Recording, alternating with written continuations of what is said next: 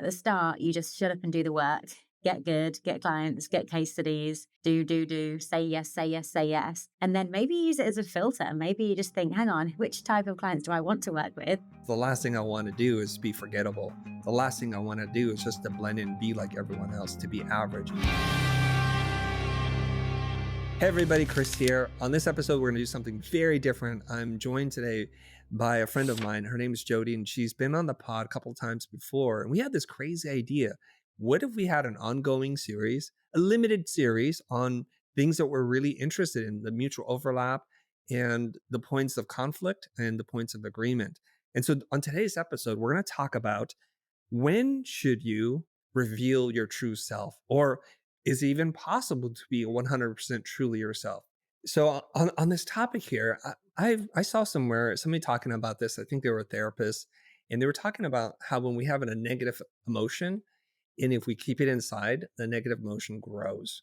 And the best way to treat that is to speak that negative emotion. And I was trying to use my logical brain to understand this conversation around emotion. And I was thinking, is there a time when I felt the negative emotion where when I kept it in, it grew, and when I said it out loud, it diminished? And I think it holds true to most things. I could not find a use case or an example where that wasn't true. So I was thinking this must be true. Conversely, if you have a positive emotion, he posits that we should hold it in because it grows. The same theory, right? So when we have a positive emotion, like we're going to go work out, we're going to do some powerlifting, we're going to join the Olympic wrestling team or whatever it is we're going to do, we should not speak it out loud, because when we do, the energy that we have to do it diminishes a little bit. So in your case, when you had this secret about you traveling and you're holding in this emotion, I have to imagine at some point it's going to affect your psyche, your emotional well-being. Because every time the clients would ask something, you'd have to like carefully navigate it without lying. And you kind of tell like true, untruth thing. And that's really stressful, I think. I want to pause here and just ask you how you felt during that time. Yeah, exactly that. It's reminded me of, the Matthew McConaughey book, Green Lights. It's a really cool book. I think he did about a bazillion interviews when he was promoting it, and he just told the stories in the book. But there's one story that he told about this concept of crumbs, and the idea that he doesn't like leaving crumbs. And crumbs is that person you annoyed, or that lie you told, or that thing that you did that means that you've left crumbs around, and you have to now look over your shoulder to remember what you said, or make sure that something doesn't get out when you didn't want it to, or make sure you don't cross wires with a few people for some reason. So yeah, it's overall not good. But then if you're a vegetarian and you don't want to work with people who eat meat, or you're the other way around, if you think you're going to eat meat and you're going to lose a vegan client, what do you do then? Do you hold that in, or do you just get clients who only eat meat as well? Where do we draw the line? I don't think you have a choice in that. I think if it's important for you to express that you eat meat, or you have handguns, or you believe in abortion, whatever it is that you believe in, if you feel so convicted to speak about it, just be intentional about it when you do, and to have a point of view that's informed. And in this way, I think one of a couple of things are going to happen. The people who are dead set against you because they're equally convicted in the equal but opposite way, they're going to say, well, I can't do business with you. Then there's the people who are totally aligned with you. It's like, I must do business with you because we have shared values. Then there are the people in the middle, the flexible middle, which is like, I have my beliefs, but my convictions don't preclude me from saying that you don't have your beliefs, and we can disagree on lots of things. But if we're going to agree on doing work together where we mutually help one another, then we're okay with that. So you're only losing potentially a third of your audience, and some of them who are convicted in one way, they might not even say anything. They just might feel it. They might treat you a little bit differently, and you'll feel that energy. But I would rather do work for people who are 100% aligned with the way I think and live and my values, and to be open to working with the people in the middle. And it's okay if the other people don't want to work with me. And I don't think you don't really have values and convictions if they're not tested, because then there's no courage that's required, nothing to sacrifice or give up. That's the cost of doing something that's right for you. So if that worked if you were hiring an agency and you wanted to be completely aligned with them, what about the guy who owns the grocery store? What if they didn't align? Like, where do we draw the line at it? Where does it matter? Like, how much do I need to have in common with the supermarket owner who I buy my bananas from?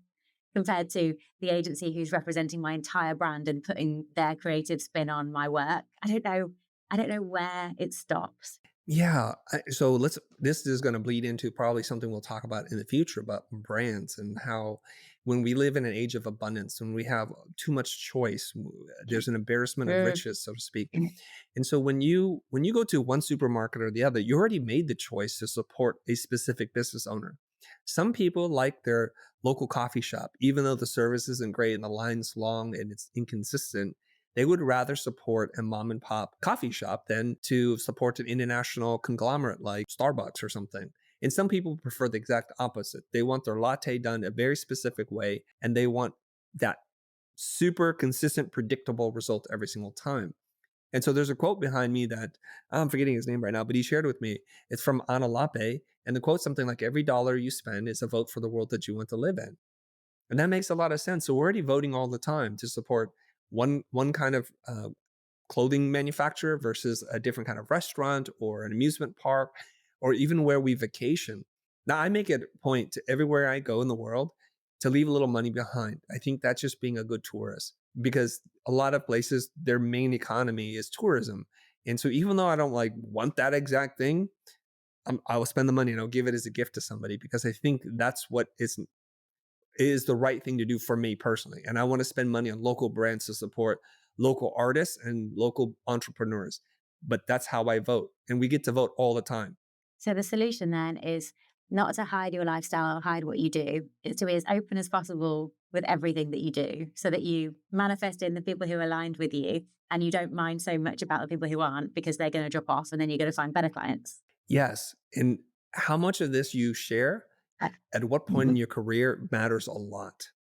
Okay. So let's Yeah. just take, for example, if you're a young new graduate, you're not going to go into the office day one and say, oh, I believe in this candidate and I'm aligned with this church or no church.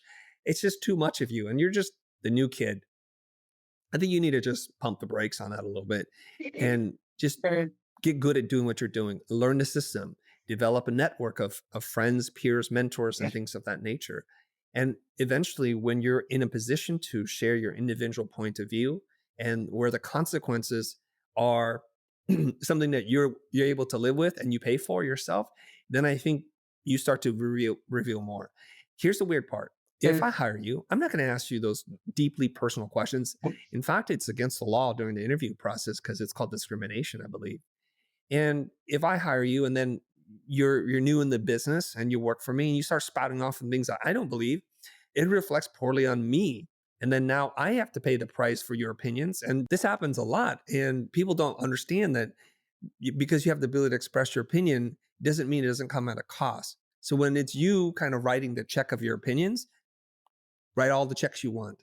And I think like again, later on in life, when you have your own business and you kind of know who you are, I think you have to be very intentional about what it is that you really are deeply passionate about because you don't want to share every single thing. It's just too much to share. And frankly, not everyone's interested in that. And it can come across as a little bit narcissistic, too self-important. What are your thoughts on that? Yeah, I like the idea that at the start, you just shut up and do the work, get good, get clients, get case studies, do, say yes, say yes, say yes. And then maybe use it as a filter. Maybe you just think, hang on, which type of clients do I want to work with? Oh, now I can choose. Now I've built up demand. People are coming to me. I can use lifestyle as a filter. I can get people who do align with me a bit more. I can share more of my beliefs because I don't just need clients. I can choose more now. So yeah, it's probably different advice for different stages of business. Yes. And I think it's pretty fair that the clients choose who they want to work with that are aligned in their values, just as much as we think it's fair that we get to choose which clients we want to work with. So if you are, say, anti-gun, and there's a Smith and Wesson approach you to do some marketing or social media management for them, you could just say like, I'm going to decline because I don't believe in that. And I wish you well and do what you do, but I just think it's not good. Let's say that's your position. We don't think there's anything weird or wrong about that. This works on both sides. It's not like we're always ceding power to one person or the other. We have a lot of power too. We get to choose what kind of clients we work with. I don't think that's going to hurt anybody's opinions or feelings. So we have to then think, Well, shouldn't the clients be able to choose who they want to work with too? And I think this is a reason why a lot of corporations do corporate for good or whatever the name is, where they donate money and they are actively involved in things and causes they believe in, because other corporations and clients see that as, that's true to me, that's true to my heart, and I'm really glad that your company supports this, and so we should do business together. We're just looking for commonality, I think, in relationships, big and small, professional and personal.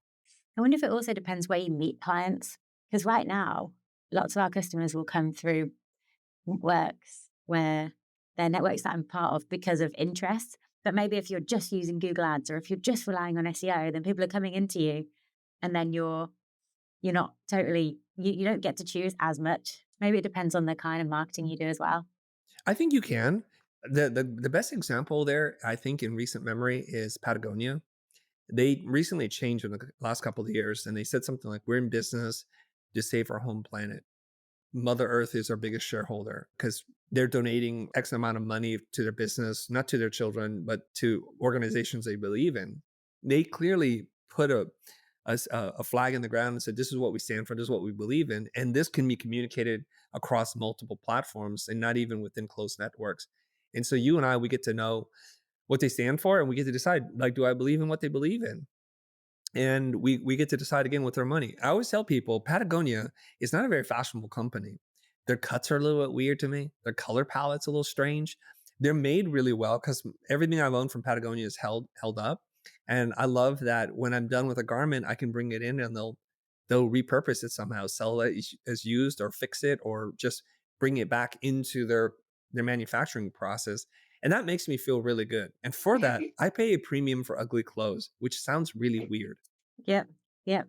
But then is that sustainable? I just don't know because so to go back to the coffee shops that we talked about, there's one Mhm. that I've got in my mind and they're a really great coffee shop. I love the owner. I love everything they stand for. I feel like I'm really like close to them, but they are so slow at making coffee and they're on the way to the train station. So you go there when you need coffee fast. And so at some point, I'm just going to go to Starbucks because it's next door and because it will be faster, even though I'm like, oh, I really don't want to, but I'm going to have to. So at some point, it's just going to be the best and the best is going to win. And you're going to go, I love Patagonia. I love everything they stand for. But do I want to look like my clothes don't fit me properly? I don't know.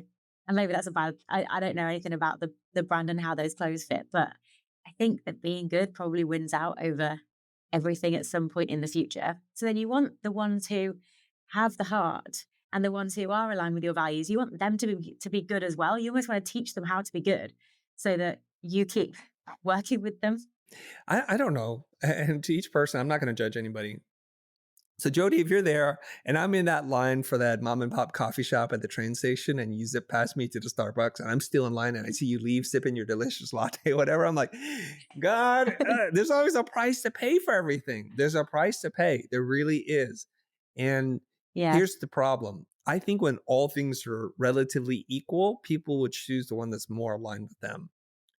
Okay. And if it's not like life, uh, like critical for life, then you're like, okay, I'll just choose this one. I'll wait. I'll hang out. And the problem here is the reason why, and I love the coffee thing, even though I don't drink coffee, I can understand it. I think it's really relatable, is that the mom and pop store, they haven't figured out how to run a really good business and they're So content at just having enough customers. It's kind of very, I would just call it, and I know this is not fair to say, but like a European mindset, which is we have enough. We don't need to be better or the best at anything. We just have enough. And we just want to wake up every morning, serve our loyal customers. And when we run out of coffee, we run out of coffee. And that's that. C'est la vie. Whereas corporations like Starbucks will do everything they can to optimize the user experience, to increase efficiency, and to train their people. They do invest in like corporate-y types of things. So not all corporations are bad. And that's what they get to do. And you and me, we get to decide on whatever variables that are important to us is what we're going to do. And I think that's a really beautiful thing. I love that you just called that a European mindset. I've never heard that before. Is that the thing? Like, where does that come from? Is that like a American teaching of other parts of the world Yeah. that are inferior? Like, what is going on? Well, okay, I'll tell you something. Maybe it is an Asian immigrant American point of view. but my former business coach, he's since passed away. His name is Keir McLaren. And Kerr would say something like, America's relatively new in the global scheme of things. And you look at European countries who have civilizations and government around for hundreds, thousands of years. They figure things out. And the reason why a lot of what America does is very unique is because we're still so new as a country. We're still like interested in the rat race and ambition and innovation and having more and being like a world conqueror. Like there's a period in time when Spain ruled the world, or London or the UK ruled the world, or Portugal, and just they had their trade and they dominated and they started to figure out what is the point of all this stuff. And there's a story, and it's the classic story of the fisherman. I'm sure you've heard it. Maybe you even told it to me on a The previous Mexican conversation. Fisherman. Yes. Yeah, Did you tell me that story? maybe. Who knows? Yeah, but I know this. I Well, know why the don't you story why well. don't you Yeah, I tell that think about it a story? lot. You tell that story. So there's a Mexican fisherman, and he's fishing. He's really enjoying his day. He's gonna go out. He's gonna fish. He's gonna get some. He's gonna catch like five. He's gonna have enough to eat with his family. He's gonna give some away to his friends, and then he's just gonna hang out. He's gonna play with his kids. He's gonna listen to some music. He's gonna have a really nice time. And then one day, and maybe it was an American businessman It comes up to was. him and he's like, "Oh my goodness, you're so good at this fishing thing. You should start a company. Like you should have like a fleet of boats. You should have all of this stuff going on." And this Mexican fisherman is like, "Oh, tell me more. Like, how do I do that?" He's like, "Well, you hire these 5 fishermen underneath you and you teach them how to do it, and then you manage them, and then you get contracts, and then you do this and that." And the Mexican fisherman's like, "Oh, tell me more." And then the businessman keeps going and saying, "And you could get this, and you could get that, and then you could sell it for millions, and you could do all this stuff." And the Mexican fisherman just keeps being like, "And then what? And then what? And then what?" And then the ending, the bit that he gets to is like, "Oh, and then you could sell your business, you'd never have to work again. And then, yeah, you could chill out a bit. You could just, go out in your boat, you could catch five fish, you could feed your family, you could feed your friends, and then you could chill out and listen to music and play with your kids and enjoy life." And he's like, "Oh, I get it." And then the penny just dropped that he is literally already doing all of the stuff that he could ever want to dream of, and he doesn't have to have the hustle to get there. Yes. And so I think the moral of that story is that Europeans or older cultures have already figured this thing out where enough is enough and they don't need to be world beaters anymore. They can enjoy their life and live a great life. And they can be amongst their friends and play with their children and just have enough. And that's okay. I do quite like the American energy though. I'm in a mastermind group at the moment, and on purpose, I stay up late to talk to more American people because sometimes Yeah. you just get more of the, "This is the business and we want to grow it and we want to do all this." And you're like, "Yes, yes, yes." Because the British way is way more like, if a British person tells you that they're doing well, they're doing freaking amazingly. If an American person tells you that they're doing well, then it's the other way around, because there's exaggeration and there's playing stuff down, and it's a very, very different culture. Yeah. There's something in we both have traveled a lot and we kind of find joy in traveling and experiencing different cultures. And one of the things I noticed is in America we celebrate exceptionalism. We celebrate achievement and accomplishment and we cheer people on. Whereas in most of the world, almost everywhere I go except for America, it's kind of frowned upon. It's like, who do you think you are? You're just too self-important right now. Like, why do you need all that? And you could literally talk to a CEO of a company with 5,000 employees or whatever, who's doing really well, who's doing $100 million plus, but they have to act like I just work here. And I don't understand that totally. I admire some of it, but I just don't fully understand it. Can you explain that perspective? I think it's different in different cultures. I know in New Zealand they have tall poppy syndrome, where when it looks like someone's getting a bit higher, they get chopped down. There's a really interesting Norwegian one that a friend told me, that kids are taught a certain almost set of rules. And one of them is, "You're not better than us. Like you're not amazing. You're not all these things." It's like the opposite of, "You're amazing. You can do anything." It's that kind of energy, which then means that people are often just very humble, very unassuming, very un-American, I guess, because it would just Yes. proliferate your whole life. I don't know totally where it comes from. I guess it just depends Yeah. what is valued as a way of being. And if being brash and loud and obnoxious and everything else is not an attractive thing, then lots of people just aren't going to do it. Yeah. I think it's like Swedish culture, the law of Jante, which is like we're all the same. No one's more important or should be so unique to stand out. Like, who do you think you are? And then you have a lot of conflicting, I guess, belief systems. I have friends who are Swedish and they aspire to be world renowned at whatever it is that they do, to speak on public stages. And for a moment, when they're speaking, to be the center of attention. I don't think there's anything wrong with that, but they're so conflicted inside that they seem to say one thing and do something else. And it's like, I'd rather just be real. Like, is it humility that you want to have as be a virtue of your life? Or do you really want to step up onto the global stage? I don't care either one, but it's when you can see this conflict in them, it just looks like inner turmoil to me. And so a lot of the world does look at America as like this place where you can be celebrated and you can do great things. And then we attract all the Europeans and the Asians and the South Americans and the Canadians who want to be something, who can stand out. Because here we celebrate you, we salute you, we applaud you, and we think it's great. I wonder if you just need to keep traveling until you find the place where you feel like you found your people and you don't have any sense of friction because you're just like, there's something about this place and I don't know what it is, but I feel like I belong here, and keep going until you Mm, find that, until you find your people and your culture and your way of being that just aligns. Because it's, what are the chances that the place for you happens to be within a few miles of where you were born? It's just not true. right. It's never it. But most people set up there. So I think the answer is to keep traveling, maybe forever.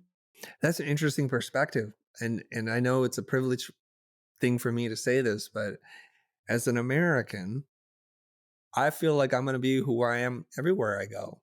And I'm okay with that. And in fact, when I go to places where everyone's doing a very controlled or reserved thing, I feel like I have a greater opportunity to even stand out.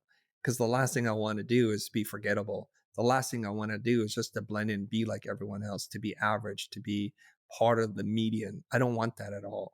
Yeah, I love it. I like being in different countries because I like being the foreign one or the one who isn't from around here, because then you just become a magnet and people ask you where you're from and what you're up to and why you're there.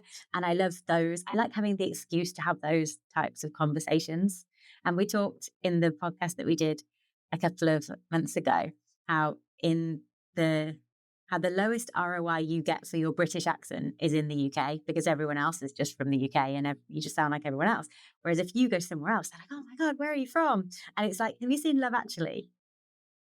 There's a No. scene in Love Actually where, so it's really funny. So there's a British guy and he's talking about going to America, and he meets this American girl and she's like, oh my God, they're going to love you there. Like, honestly, girls, I love British guys. And he's like, okay. And then as soon as he arrives, he meets these like four beautiful women and they're like, oh my goodness, you need to come and stay with us. Like, you have to. And he's like, okay. And then it all comes true and he absolutely can't believe it. But I think that happens with a lot of just different accents and different types of people from different places. I think it's such a superpower leaving your country and meeting new people.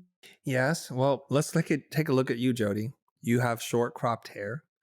You're wearing a tank top. Your traps are showing. I mean, you're not a person who is easily put into a box, right? You're not a person who is easily put in a box. So just you being you is a conversation starter. Maybe the only place where that doesn't really happen is you and Gold's Gym, because everybody's exactly like you there. I mean, I'm making a broad stereotype there, but where it's like lean Yeah. gains, bro. You could do this, and they've got all their weightlifting belts on. And you're like, well, okay, I guess I'm with my people. So sometimes I think it's good when you're still developing to be around your people so that you could build you up and kind of build that strong foundational core. And then when you're ready, you got to leave the nest. You got to fly and you got to go places where you're going to stand out. And by standing out, I think things happen for you more than they do when you blend in. Where do we get the courage to stand out though? Because as I found out recently, my dad's nickname at college was Arms. And a lot of the time, for a guy, that's a really good thing. For a girl, like when I was like, oh my God, my arms are huge, what do I do? It was a really, really bad thing. And I used to be really embarrassed of them. And I used to work with this guy, he was called Kieran, and he always used to laugh at me about my arms. He'd say like, oh, they're so big. And do you work out? And I'd be like, no, I didn't. I just worked in a pizza restaurant. So the pizzas were quite heavy, but I didn't work out. And I used to hide them. I really did. And when I was doing, when I was on like Zoom call with clients, I would wear t-shirts, not tank tops. And I really, really, really didn't want to make them a thing at all. And I don't think I had the courage to really lean into them until I started bench pressing and until I started seeing them as a tool rather than something to be embarrassed about. But it took me a long time. It took me a long time to go, Yeah. this is something that I get insulted about, that I get laughed at about, that now I'm going to decide to own because I can do something with it. And now I never wear t-shirts. I always wear tank tops because I'm like, it's okay now. I feel good about it now, but it did not happen on its, it didn't happen easily at all. So you inherited your dad's genetics for the arms, the growth in your arms. Now, for the audience who can't see this, who are listening to this podcast, I'm going to say now, you may want to pause this episode, jump onto YouTube and search for this very episode so that you can see what we're talking about. Now, Jodie, I mean, this might be weird for me to ask. Can I see you just show me your guns for a second here? Is that okay or no? Yeah. No. Hang on, let me Let's see. see Where's them. the Like, light? everybody, hold on. She's going to show us her guns. Damn. Yeah. Look at that. Oh. This is where some of the boys like, oh, shrinking a little bit, like, oh my God. I shouldn't have skipped gym day. Okay. Yeah. This is freaking phenomenal. Okay. So where we started this conversation, I think we're right back where we started, which is how much of your personal lifestyle, your choices, your preferences, the things that make you uniquely you, do you want to communicate to the world? And your question is, when do we arrive at a place where we feel confident enough or have the courage to be that person? I think there's a commonality here for at least two people, you and me. When we feel like we know who we are, when we know who, like we have a clearly defined identity, I think we're going to start to show more of that. So for me, for a long time, I just wanted to disappear. When I found my skill, my talents in life for graphic design to manipulate type on a page or on a screen, I started to become me. And from that place, I started expressing myself more. So I think for a long period of time, and some of us are very lucky to escape this during adolescence, but we don't know who the hell we are. And so the last thing we want to do is to be ostracized, to be cast out from our peer group, because we just want to not be at the top, just to blend in and be left alone so we can develop. And I think when we find our identity, that's the opportunity for us to step out into that light. And for some of us, that happens when we're 18. For some of us, it happens when we're 80. I don't know. And now I'm curious for you, Jodie, when did you feel like, I think I know who I am and I'm going to celebrate that? So unbelievably recently, maybe Wow. properly, I'd say like 4 years ago. I think I had a sense Wow. of it. I think I had a big sense of it. It was building up, but I still had things like people pleasing tendencies. And like I stopped drinking alcohol about 10 years ago now, maybe 10, 12 years ago. But before that, I know I really wanted not to do it, but I did it because it wasn't socially acceptable to not. And there were so many of those patterns where I just did stuff that I didn't really believe in just to fit in. So it's been a gradual journey of it. But I think probably about 4 years ago, I reached a new level of like, I don't care at all about anything. But it slowly built up. Now, we're going to be able to deduce your age. So if this feels uncomfortable, don't answer it. How old were you 4 years ago? This is some very complicated maths. 32. I was 32 4 years ago. I know a gentleman's not supposed to ask a lady how old she is, but okay. Did you say I don't 30 or care. 32? 32. 32. Okay, I heard correctly. Wow. My gosh. So you've already sold your company and you still didn't know who you were? This is amazing. Not 100%, not to the level Yeah. of I don't care at all. I'm completely happy to be me. So one of my Yeah. real big tests for if I'm being myself, if I'm with my kind of people, is if I have to think before I speak. Because I don't want to ever have to think before I speak, because I don't have like an internal monologue. You know, some people they think in an internal monologue and other people think more conceptually, like in shapes and colors. I'm 100% a shapes and colors type person. So I never want to have to use the mental energy of processing an internal monologue before I say something out loud. I just want to say it. And if I'm finding that I have Yeah. to censor myself, then I'm not with my type of people. I'm not being me. And I think it's probably only in the past 4 or 5 years that I fully, all the Mm. time, say what I think. Okay. Take me back there, 32-ish. What has happened leading up to this moment? When was that moment? And how did you know that was the moment? It wasn't a single moment. It was a series of smaller moments where I realized that there were people showing up unashamedly as themselves who were getting really far. And I realized that I was creating blockers to doing that. I guess one of those people was someone, oh, she's a really good friend. She's called Lara Acosta. She's a LinkedIn influencer. She's got a LinkedIn agency. She is all about LinkedIn. She grew her account real big and then she teaches other people how to do the same. And she's really cool. And she came to stay with me in Spain. Maybe it was actually only a couple of years ago. And she arrived there. And the first day she sat me down. She said, we need to talk about your LinkedIn. And I was like, what do you mean? And she's like, you need to just show up online more. You need to just do it. And she said, because I think she's maybe about 8 or 9 years younger than me. And she was like, you've achieved everything I want to achieve and you don't talk about it at all. And I'm building my account and I'm not even there yet. And you're not talking about things. You're like playing them down and you just need to stop it. And I feel like it was a series of conversations with people like that who were really good friends who I know want the best for me, who were just saying, come on, stop hiding. That meant that happened gradually. And then she told me how to do that. And then she sat down next to me, wrote a bunch of LinkedIn posts. Bear in mind, I used to own a social media agency. Like I know how to do this stuff. I just wasn't doing it. And she got me to go viral in the first day. And then since working with her, or since she kind of told me what I should be doing, I think my account has quadrupled in the year. And it was like, okay, so now I can show up better like that. I can apply this to other things too. And so it's a gradual path of just showing up, being more me, being more interested to post online, I guess build a personal brand, but not because I'm trying to fit in with some template or some structure, but more because I'm like, I just want to meet more people who I have stuff in common with because it's fun. And it's less, oh, I want to get comments because I want to get good engagement and metrics and whatever else. It's more, I want to hear what people think. And I really feel like that now, but that wasn't at first. That was after a journey of posting, building, coming out of my shell, I guess, in some ways. Okay. Well, that was the moment then, wasn't it?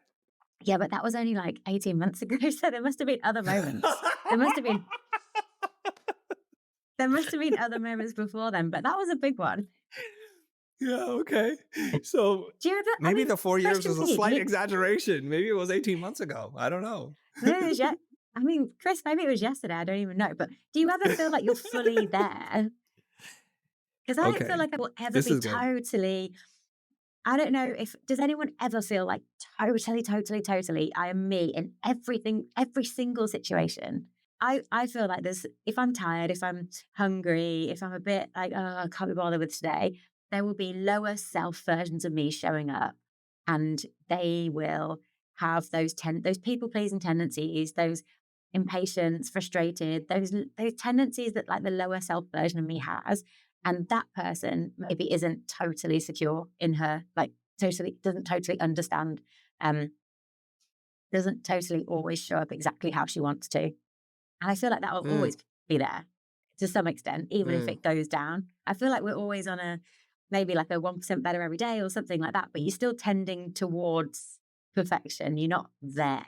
I just love that you said this because I think we're on the same journey. Just the gap between us is there's just a little gap. And I was just thinking about this. This is fantastic because I don't have the opportunity to have these kinds of conversations with people who are that close to where I'm at so that we can explore what the sides of the spectrum look like. Number one is I think you needed to get permission. And this is Oh, really so much. weird. When Yeah. I heard this concept first, I was like, what are you talking about? I can do whatever I want. And they're like, a lot of us are waiting to get a permission slip from somebody to do something that we've always wanted to do. And they just needed to say, Jodie Cook, you do you. And then you're like, okay. And that's all it takes. It's not like this giant thing.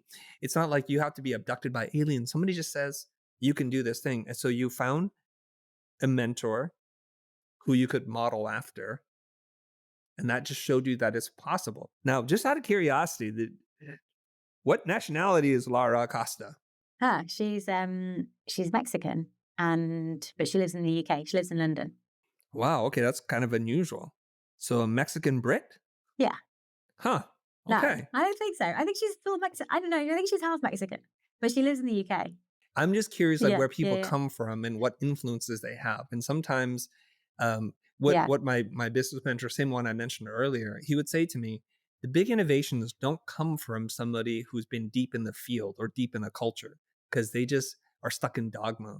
So it's always somebody who doesn't know what they're doing and enters the field, or someone so new in the field that they haven't learned all the rules yet that they can break the rules. So sometimes these transplants who grow up in one culture, but before they're fully formed, move to another culture. So they're between cultures and they get to define who they are. And I'm just using myself as an example. Like, I'm not Vietnamese enough for some people. I'm not American enough for some people. I'm just stuck in between. So I get to be whoever I want and borrow from different things. But you found somebody who's like, you know what? You got to do this thing. I believe in you and I've done it. And it sounds like you trust her and she has your best interest at heart. So you can say, okay, True. this person's not out to sabotage me.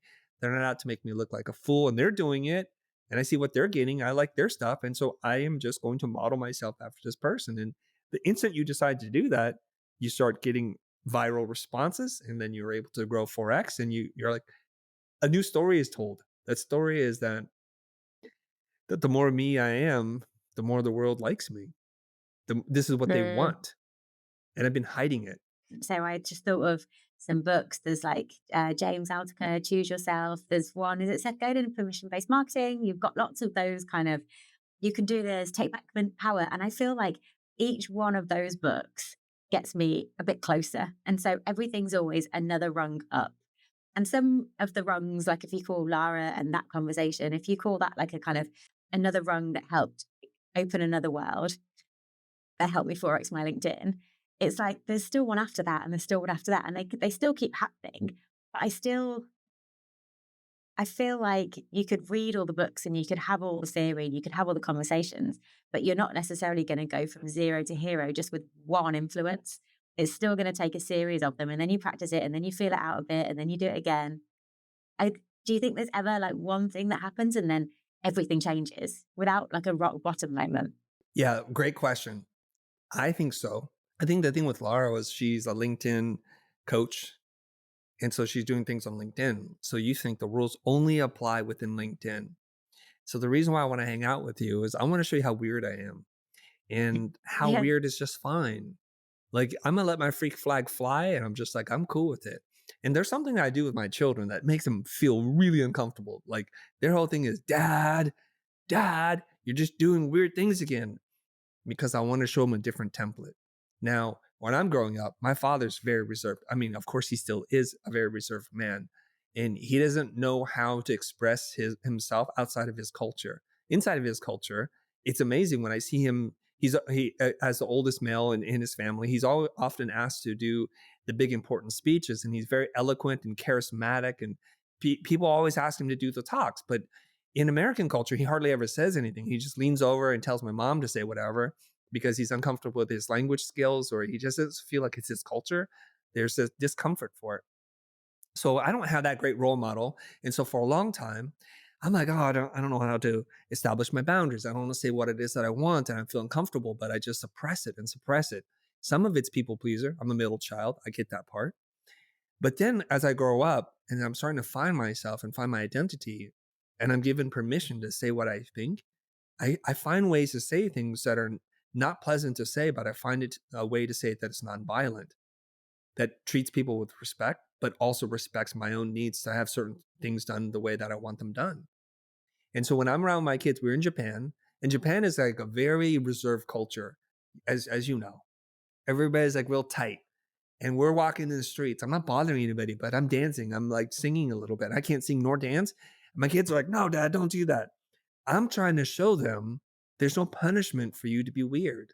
In fact, there might be punishment for you just to blend in.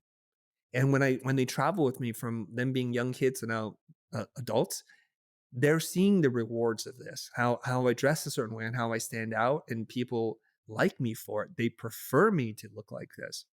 And I'll land it on this thing. Recently, I spoke in Austin a little like a week before South by Southwest. And the room is full of really influential, successful, rich people, mostly white.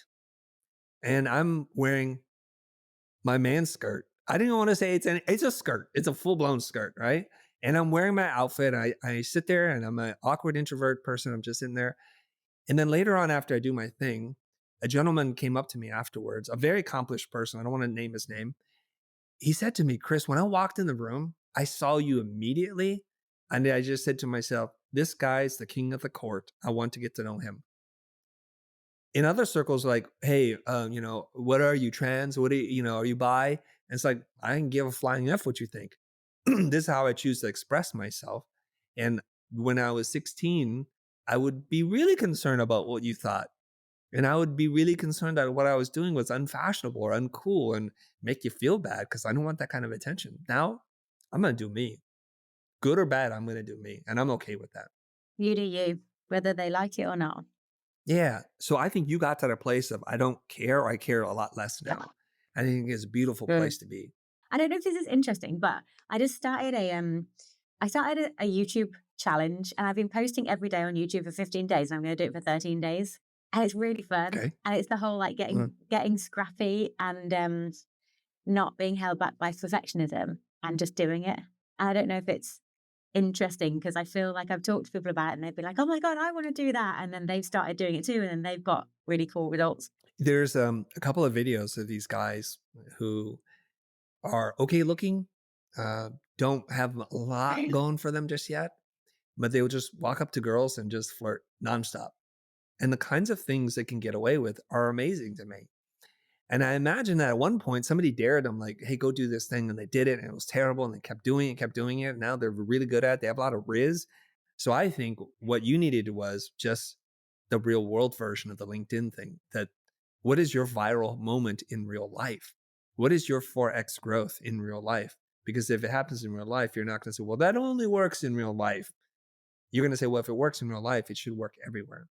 Now there's two people who do this. Number one, there's an Australian person, a young man, and he said like he was trying to deal with some kind of fear-based mindset, and he had committed himself to like laying down in the street. Everywhere he would go, he would just lay down in the street, and first people would come up to him. He was super uncomfortable. He'd start to sweat, palpitations, the whole bit. And people are like, hey, are you okay? Are you okay? And he says, no, I'm fine. I'm just looking up at the sky. And it's super uncomfortable because no one just lays in the street for a lot of different reasons.